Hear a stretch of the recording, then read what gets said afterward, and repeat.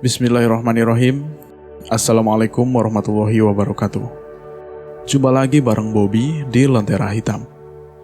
Untuk kesempatan kali ini kami akan membawakan cerita True Story Tersesat di Antara Gunung Kembar dan Bayangan Hitam. Dunia lain itu horor. Cerita ini kami ambil dari Kaskus. Cerita ini ditulis oleh Raiken PB. Cerita ini diambil dari kisah nyata. Cuaca kali itu sedikit panas. Beberapa gumpalan awan mendung melintas menghiasi hamparan langit. Waktu itu aku berdiri di antara sekelompok orang. Hanya 7 orang lelaki dan 3 kaum hawa. Salah satunya adalah aku. Aku berencana untuk ke sebuah tempat wisata yang konon kabarnya keramat dan sepi pengunjung. Perjalanannya cukup jauh, harus melewati 2 buah gunung. Masyarakat sekitar menamakan gunung tersebut dengan sebutan Gunung Kembar, layaknya di sebuah desa transmigrasi, yaitu Desa Mataholu, Sulawesi Tenggara. Penghuninya mayoritas suku Jawa dan Bali, sebagian kecil bersuku lain.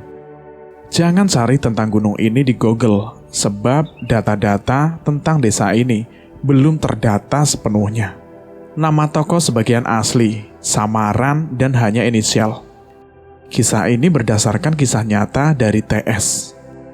Kisah ini kupersembahkan untuk para pendengar dan juga sahabatku, karena yang telah meninggal dunia beberapa tahun silam sebab penyakit kanker payudara. Semoga ia tenang di tempatnya kembali. Amin.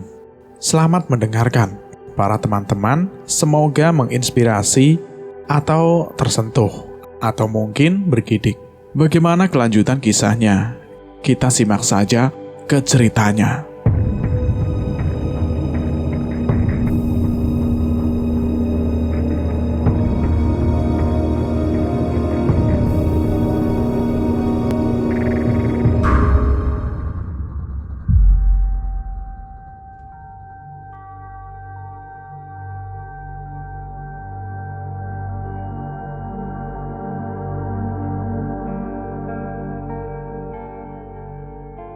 Aku dongkol melihat ulah para lelaki itu. Perut mulai keroncongan. Matahari pun sudah mulai menanjak ke titik tengah. Namun, mereka masih saja asik nongkrong sambil minum. Menyebalkan. Aku merutuk sambil mengunyah roti yang sempat kubawa tadi sebagai persiapan. Ini jadi pergi gak Sidar? Kenapa malahan santai dan minum sirup gitu? Terus itu apa lagi? Cerotosku terhenti pas lihat bubuk putih dalam bungkus kertas yang dituang ke segelas sirup. Tunggu bentar lagi. Hanya jawaban itu yang kudengar dari bibir Darna. Kelihatannya dia pun rada kesal sampai garuk-garuk kepala. Emang kemarin rencananya bagaimana sih? Kenapa mereka kayak ogah-ogah gitu? Temanku heran.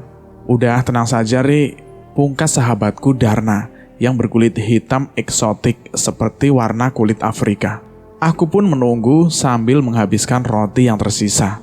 Benak masih saja liar, mencari tahu jawaban perihal bubuk putih tadi. Yuk kita berangkat, ajak Darna. Akhirnya, seruku berkata. Awal petualangan dimulai. Aku pun menarik nafas, sebab ini adalah pengalaman pertamaku berpetualangan di alam. Sebelum perjalanan dimulai, kami melingkar sambil berpegangan tangan dan berdoa. Tanpa LL dalam lingkaran itu. Mungkin ia masih asik dengan minumannya. Sepanjang perjalanan di desa yang kami lalui, ada satu kegiatan masyarakat. Tepatnya di lapangan sepak bola. Pertunjukan kuda lumping sedang berlangsung. Aku memilih berhenti sejenak, dan ini pertama kali ku tonton kuda lumping. Kengerian kurasakan atas apa yang terlihat dari salah seorang pemainnya. Ia mengunyah pecahan beling, lalu mengupas kelapa hanya dengan menggunakan gigi. Ayam pun disantap mentah-mentah. Matanya menyala merah, seolah mencari-cari sesuatu. Rasa heran, takut, sekaligus takjub melingkupiku. Budaya yang eksotik, pikirku seperti itu. Tapi kok gak berdarah ya tuh bibirnya? Entah aku bertanya pada siapa, sebab sebagaimana kawan telah mendahului dan sepertinya tak tertarik dengan acara tersebut. Mungkin sudah terbiasa melihat kuda lumping, terlebih itu tradisi budaya mereka. Itu dirasuki roh halus. Satu suara sontak membuatku menoleh. Ya ampun, dia lagi. Nih orang satu apa maunya sih? Sejak tadi mepet-mepet melulu. Aku mengomel dalam hati. Dia adalah Kenny, lelaki yang tingginya melebihi tinggi tubuhku. Kala itu, yaitu 154 cm. Warna kulitnya agak kecoklatan, sedikit lebih kegelapan. Ingat es krim Magnum? Serupa, itulah warnanya seperti itu. Rambut gondrong lurus berwarna hitam. Tak pirang seperti LL, salah satu ciri khasnya adalah memakai topi. Aku tak peduli dengannya, dan lebih memilih memperhatikan permainan yang dirasuki roh halus sedang jongkok, mengunyah beling sambil melototi siapapun. Matanya menyala, seakan ingin menelan penonton mentah-mentah. Beberapa anak kecil berlarian sebab ketakutan, hingga pandangannya bersirobok denganku. Kami saling menatap lama. Ini mengerikan. Aku saling bertatapan dengan roh. Pandangannya tak lepas dariku, serasa ingin menelanku bulat-bulat. Aku bergidik, jujur, bulu kuduku meremang, dadaku dak-dikduk, aku mematung. Satu tepukan di bahu membuatku lepas dari ketegangan itu. Ayo jalan, ntar kamu juga kerasukan bila saling tatap gitu. Aku menuruti ajakan Kenny. Bulu kuduku masih saja meremang, rasa takut masih tersisa. Sepanjang perjalanan, mata merah penuh misteri masih saja bercokol di otakku. Bulu kuduku merinding terasa sekali, pada tengkuk juga kedua lengan. Kedua tangan kulipat menyilang pada dada. Hawa aneh begitu terasa di sekitarku. Perasaan pun diikuti menghantui. Apa roh itu mengikutiku ya? Tapi, gak mungkin. Ini kan siang hari. Pikiran di benak bercamuk menciptakan sedikit getaran gelisah di dada. Demi membuat perasaan itu lebih nyaman, kualihkan pandangan ke sepanjang jalan yang aku lalui, menatap perkampungan yang sebagaimana merupakan wilayah persawahan. Dalam separuh perjalanan, satu sosok yang kukenal muncul dari sebuah lorong dan bercakap dengan Darna. Namanya Rohim, teman SMP.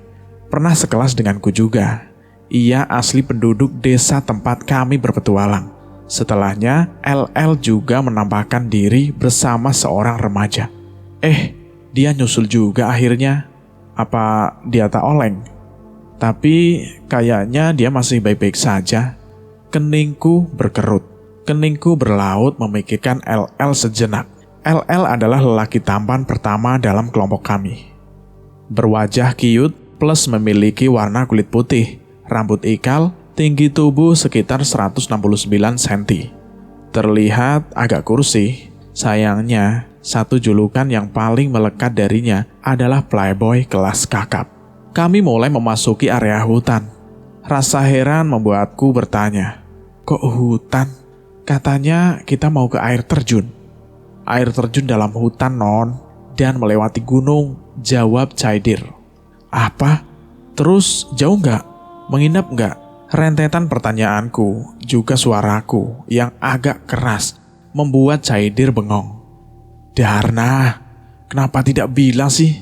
Kalau tahu gini, aku buat persiapan lebih. Ku pakai sepatu, lihat nih kakiku, hanya pakai sendal. Oh ya ampun, ini benar-benar konyol. Cerocosku menahan emosi. Lupa, lagian aku juga sama nih. Eleknya sambil memamerkan sandal jepit birunya. Hanya kata itu yang keluar dari bibir Darna. What? Aku melongo. Dasar Darna, kamu kan sudah biasa. Nah aku gimana? Ia hanya terkekeh menimpali kemarahanku. Aku mendengus dengan wajah terketuk. Ayo lanjut, mau jalan gak nih? Sudah mulai sore, teriak Rohim dengan medok Jawanya. Teman lainnya sedang menanti di pinggir hutan. Sepanjang pandanganku, terlihat pepohonan jati juga jenis pohon lainnya terhampar. Suasana sejuk yang dipancarkan tumbuhan dan semilir angin mampu melebur kekesalanku barusan. Cicit burung-burung saling bersautan, seakan menyambut kedatangan kami. Sebelum masuk hutan, kalian harus berdoa. Dan yang paling perlu kalian ingat, jangan berisik, berulah atau merusak hutan. Satu lagi, jangan memanggil nama teman. Ucap salah seorang teman yang lebih tahu tentang area itu. Aku yang aslinya cuek, tak terlalu peduli dengan peringatan itu. Bahkan berdoa pun tak kulakukan. Saking semangatnya, aku lebih dahulu merambah hutan. Suaraku yang berisik, terkadang bernyanyi, juga heboh karena takjub. Sambil sesekali teriak memanggil Darna, membuat beberapa kawan menoleh ke arahku. Hal itu kulakukan karena merasa tak nyaman berada di antara lelaki tak kukenali, sedangkan Darna jauh di depan. Shh, seru mereka berbarengan. Aku hanya manyun dengar reaksi mereka. Tak terasa langit yang sebelumnya disinari matahari telah berganti hiasan arakan megamendung pekat menggantung. Tiba-tiba rintik air hujan mulai menetes satu persatu. Kian detik rinai bertambah dari langit. Gerimis mulai membasahi bumi.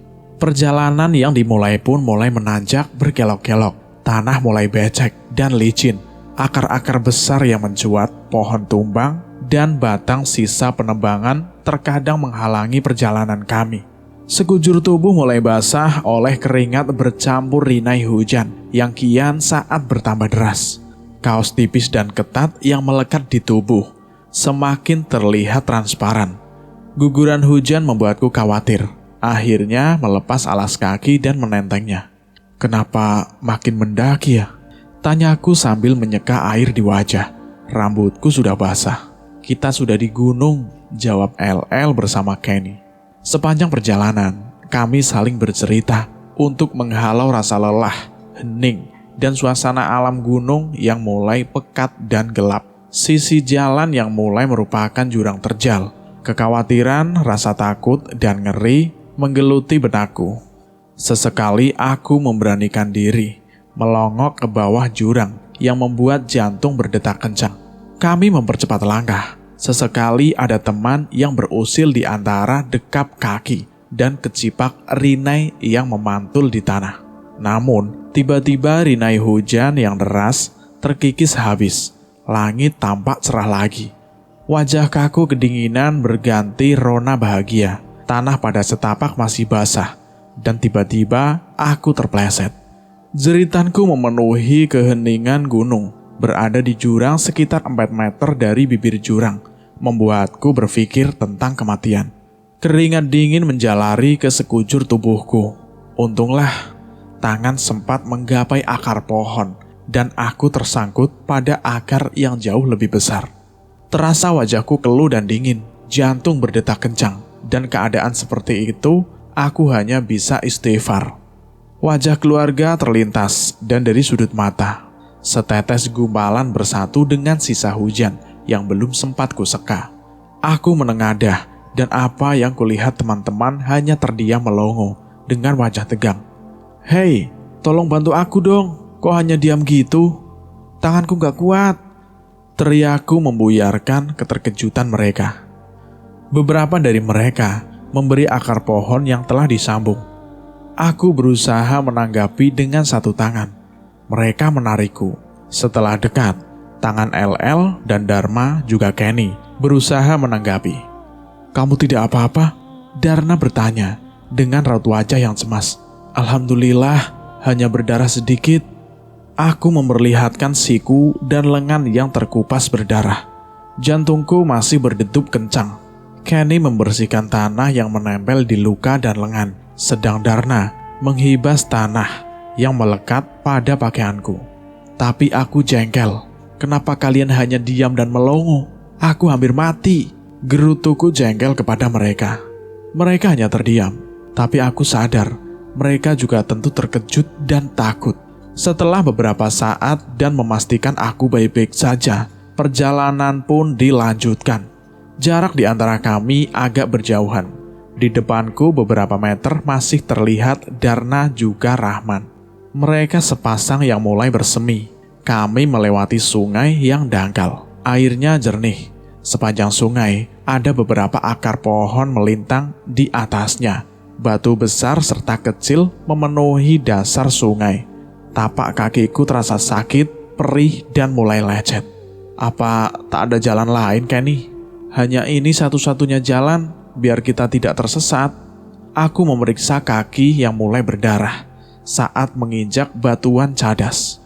Apalagi betis dan mata kaki juga terasa sakit. Mungkin sebab terjatuh tadi, terbentur di akar dan batuan cadas. Baru terasa sakitnya. Lagi-lagi Kenny berhenti. Aku gendong ya, ucapnya menawarkan bantuan. Aku terdiam menatapnya. Enggak, ia nanti mengambil kesempatan, pikirku dalam hati. Gak usah, aku menolak, lalu melanjutkan perjalanan. Ia mengikuti di belakang. Tak beberapa lama telah berada di sisiku. Sepanjang perjalanan, kami berbincang apa saja dan tanpa sadar kami kehilangan jejak kawan lainnya. Aku kebingungan, sedangkan Kenny tak menampakkan raut cemas sedikit pun. Ayo ke sini, ajaknya kepadaku. Aku hanya bisa mengikuti, karena berpikir ia penduduk daerah itu. Pastilah tahu arah. Kami memasuki area hutan lagi. Sepanjang setapak itu, terdapat beberapa jalan sempit dan ditumbuhi belukar. Kita harus lewat mana? Aku mulai cemas, memperhatikan beberapa jalan aneh yang bercabang. Lewat sini aja, ajak Kenny. Aku hanya bisa mengikutinya lagi. Di tengah hutan kami bertemu seorang laki-laki gondrong, duduk di pondok. Dia menatap ke arah kami. Aku hanya melempar senyum. Aku heran, mengapa ada orang tinggal di hutan? Mungkin hanya orang-orang penebang pohon, pikirku dalam hati. Lalu kami melanjutkan perjalanan. Hal aneh terjadi. Kami melewati jalan yang sama, tapi aku berpikir positif. Mungkin memang sama. Dan lagi-lagi kami ketemu orang yang sama sebelumnya. Rasa aneh mulai menghantuiku. Aku menoleh ke arah Kenny di belakangku. Kenapa kita di sini lagi? Tanyaku. Tapi dia hanya diam. Pikiran negatif mulai bercokol pada benakku. Astaga, aku tersadar. Wanita di antara dua lelaki asing dan berada di hutan. Alarm di otak membuatku lebih waspada. Dan aku tak tahu, lelaki di pondok beneran manusia atau bukan. Birahi yang ranum mungkin sedang berpendar di otak keduanya. Itulah pikiranku. Entah apa yang ada pada tempurung kepala mereka. Ini sungguh menakutkan. Kecemasan demi kecemasan menggelayutiku. Aku hanya bisa berdoa dalam hati. Saat itu cuaca mulai gelap, meskipun masih sore hari. Aku memberi kode kepada Kenny untuk berpamitan dan meminta izin untuk lewat pada orang itu. Orang itu tak bersuara, hanya mengangguk. Kami pun berlalu dari situ. Sesekali aku menoleh untuk memastikan apakah dia manusia atau bukan. Orang itu masih terlihat. Rasa lega pun menyeruak di dalam hati. Anehnya, kami kembali berada di setapak bercabang untuk ketiga kalinya. Keadaan itu membuatku tersadar bahwa kami tersesat. Aku menoleh lagi ke belakang. Selama ini, dia selalu berada di belakang. Mungkin ia menjagaku. Kita tersesat, Ken. Sudah 3 kali kembali di tempat yang sama. Aku merasakan wajahku keluh, tegang di antara keringat yang membasahi wajah. Kulihat Kenny pun mulai pias. Dia hanya bisa diam. Coba lewat sini, ajaknya untuk melewati salah satu setapak kecil, penuh belukar, dan aku sekali lagi mengiyakannya. Lagi-lagi, kami hanya berputar di tempat yang sama. Aku benar-benar ingin menangis saat itu. Aku bersama lelaki asing. Kekhawatiran tentang Kenny berlaku mesum menambah kencang detak jantungku dan gelisah di dada. Apalagi langit semakin gelap. Kepalaku mulai pusing disebabkan kelelahan, takut, dan juga bingung. Tiba-tiba, sesosok bayangan hitam tampak di antara belukar dan pohon yang seakan memperhatikanku. Oh tidak, bayangan apa itu? Aku menutup mata, lalu mengalihkan pandangan ke tempat lain dan berusaha menepisnya. Rasa takut kian kuat mulai menjalariku. "Ray!" Terdengar suara memanggil. Aku menoleh ke Ken dan bertanya, "Apa kamu memanggilku juga melihat sesuatu yang hitam?" Hanya kudapatkan gelengan kepala darinya. Lalu, itu bisikan siapa? Aku bergidik menghadapi kenyataan ini. Hal yang tak pernah kualami sebelumnya. Tersesat di antara lelaki baru kenal, juga sesuatu mengerikan. "Ray!" Suara panggilan itu terdengar lagi. "Kenny, cari jalannya di mana? Aku takut." Suara itu memanggil namaku lagi. "Apa kamu tidak mendengarnya?" Aku mulai merengek pada lelaki menyebalkan itu. Rasanya ingin menghambur di pelukannya, tapi kutahan. "Jangan konyol, Ray. Pikirkanlah normal. Kamu kan punya Tuhan." Terdengar satu bisikan di hati. Itu membuatku membantu berada dalam kecaman rasa takut, dan hari mulai terlihat kian gelap dari sebelumnya. Ataukah ada sesuatu lain yang memanipulasi waktu? Pertanyaan itu saling berebut di antara rasa takut dan keringat dingin yang mengucur. Lalu, aku mengusap wajah, menarik nafas panjang, memejamkan mata, serta mulai mengingat tentang apapun yang ku ketahui apabila tersesat. Meski rasa khawatir ada, apabila ketika Kenny berlaku mesum di saat aku menutup mata. Pikiranku kocar, aku terus mencoba dalam keadaan mencekam. Begitu susah aku mencerna, akhirnya teringat satu cara. Aku lalu berdoa dan membaca Al-Fatihah 21 kali, dan kutekankan pada ayat ke-6. Setelahnya, aku membuka mata. "Lewat sini, Ray," ajak Kenny kemudian.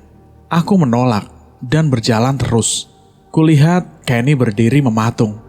"Ikut aku," perintahku, dan ia hanya mengikuti di belakang. Tidak kupedulikan suara-suara yang memanggil dan bayangan hitam yang sejenak dari tadi mengikutiku.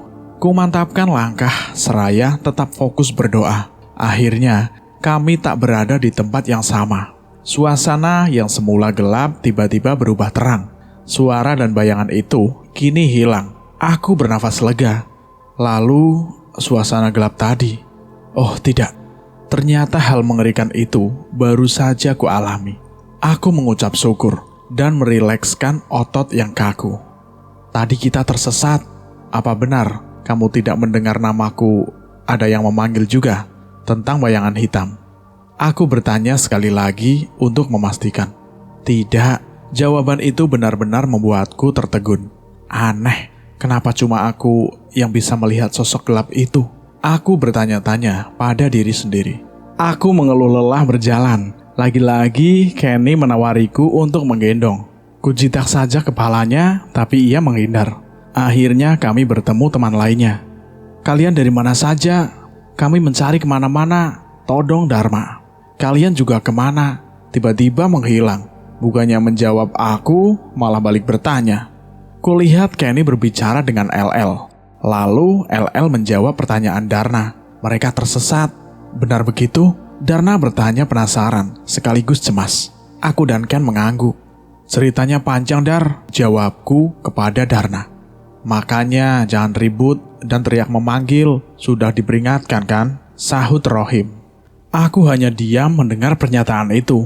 Sekarang aku benar-benar paham bahwa hutan atau gunung ada penghuninya, dan kita harus menghormati tata krama juga larangan. Sudah sore. Untuk ke induk air terjun, waktu kita tak banyak dan hari sudah mulai malam, ucap salah seorang dari kami. "Kita ke anak air terjun saja, ajak yang lain." "Ini pasti karena aku yang tersesat," ucapku melemas. "Yang penting, kamu selamat, itu lebih penting.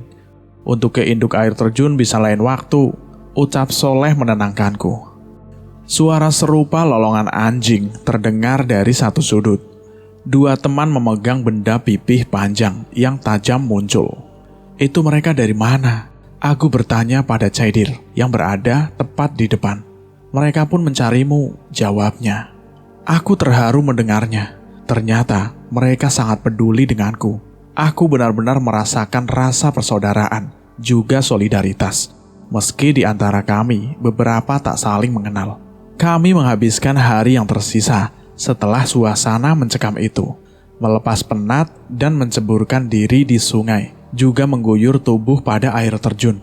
Meski disebut anak air terjun, namun tetap indah dengan batuan hitam yang cadas dan kokoh menjulang tinggi, dialiri air di atas tebing. Pepohonan hijau begitu menyegarkan. Dan setelah itu, kami pun melanjutkan perjalanan pulang. Hingga sampailah di rumah, kita selamat sampai tujuan. Cerita ini pun selesai. Bagaimana pendapat Anda tentang cerita ini? Silahkan tulis di kolom komentar. Terima kasih buat teman-teman yang sudah mendengarkan cerita ini. Terima kasih juga buat penulis yang sudah mengizinkan kami untuk membawakan cerita ini. Cukup sekian dari saya. Wassalamualaikum warahmatullahi wabarakatuh. Salam horor.